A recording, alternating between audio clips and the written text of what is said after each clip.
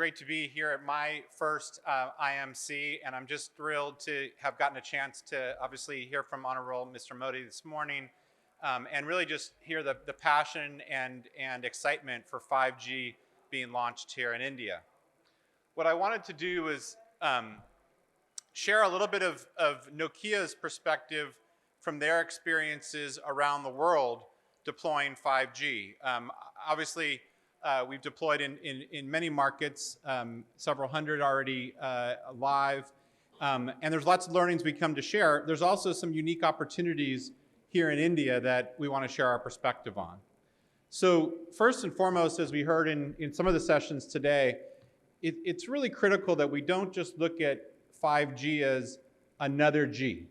It really is an innovative and foundational technology that is both solving for the needs of telcos to sort of drive really significant cost efficiencies in their networks, but more importantly, our needs in society, our need to digitalize our businesses, to make them cleaner and greener.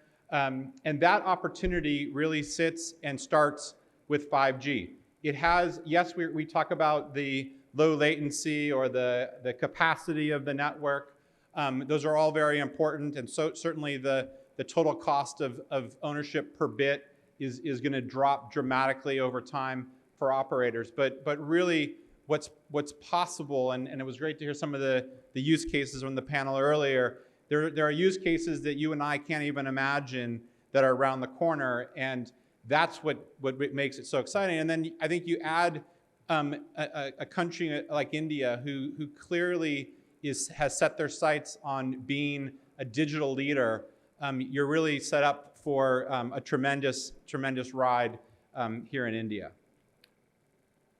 Now, I want to share, we've been looking at over 100 current 5G deployments around the world. And there are some interesting learnings from that. And also, it speaks a little bit to what is the appetite for operators' risks in some of these markets. And some may be slightly different than India, but let's talk about it. As we've gone out and looked at 100 or more than 100 5G deployments worldwide, a large percentage of operators are really choosing not to do much more than offer their existing set of services over a 5G network.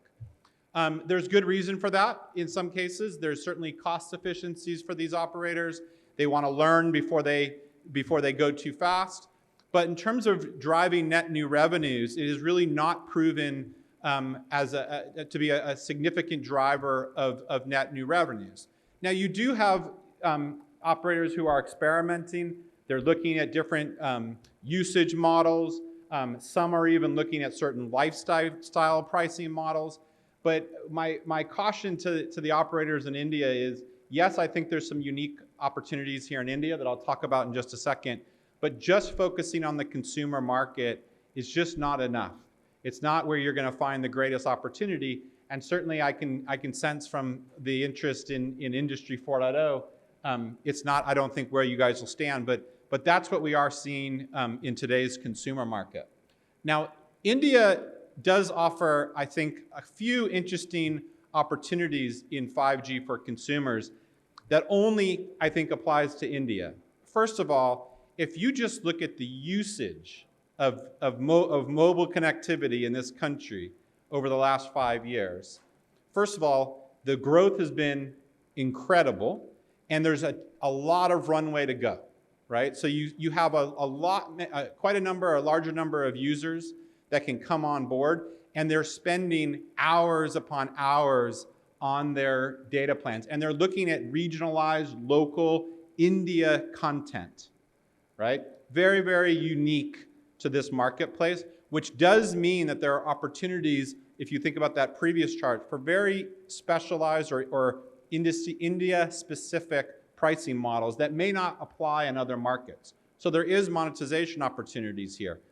But again, I don't think we can rest our laurels on just the consumer model.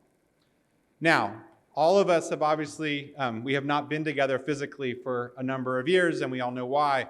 But when we look at the impact of COVID-19 on usage and what the opportunity lies from digitalization, we've all, I think, seen the acceleration opportunity of digital.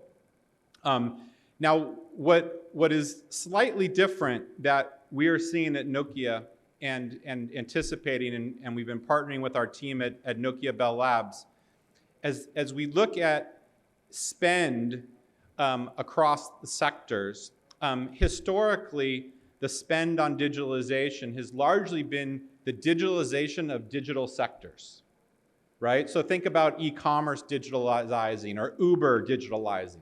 Those are the companies that have historically been digitalizing.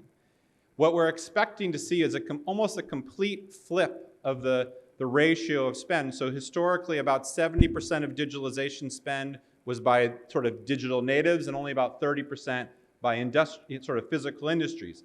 We're expecting that over the next few years to almost turn itself on its head. And that is a particularly unique opportunity.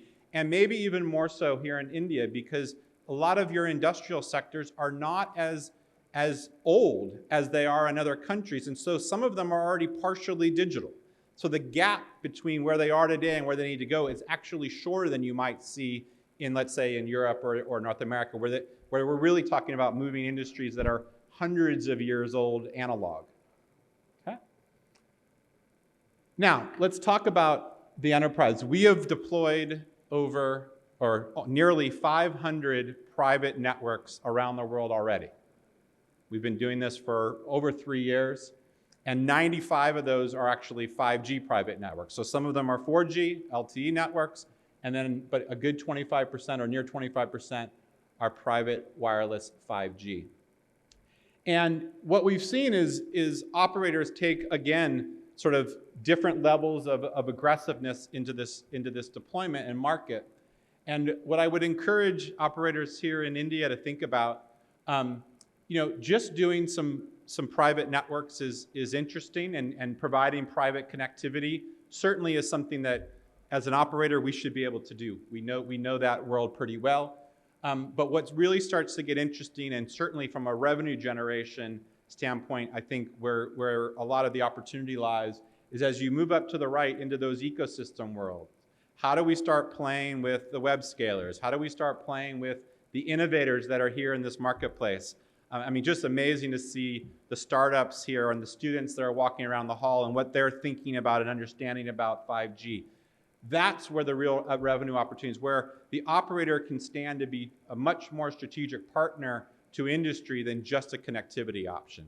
And I think the faster that we can move there, the better you're going to be in shape. And I think the reality is, here in India, you guys have the mindset and the risk, the sort of openness to risk, that you could very quickly move up and to the right on this chart. And I would encourage you, from our learnings, that's where you're going to find significant revenue opportunities.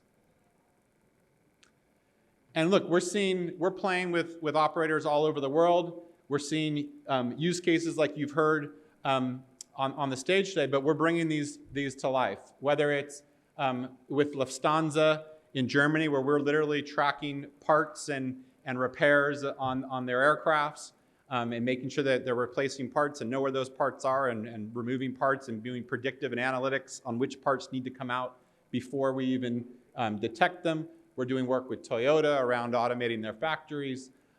We're doing several projects with ports in the UK, ports in Finland, where we're looking at how do they automate their complete port.